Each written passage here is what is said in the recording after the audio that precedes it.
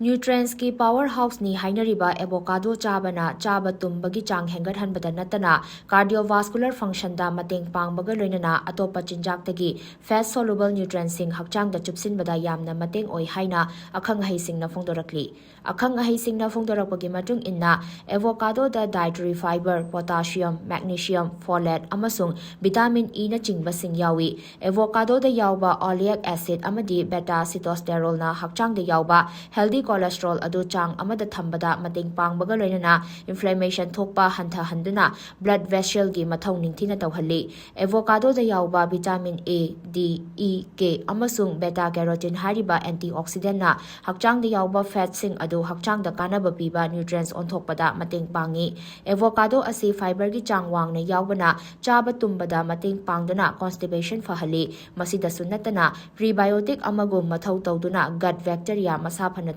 ngami nakalamaromda avocado da yawba lutein amadi zeaxanthin hariba antioxidant asina mitki tissue singda laina tinna narakadabadagi ngakthoi masida sunnatana ahal oiraba singda cataract naba amadi muscular degeneration tawrakadabadagi khara makhai ngakthoi thawong sing asigi mathakta avocado da yawriba vitamin E amadi healthy fat na unsada elasticity pibaga loinana arthritis amasung joint tissue na maram oiraga thokpa inflammation hantahali haina akhang haisingna makhatana hairi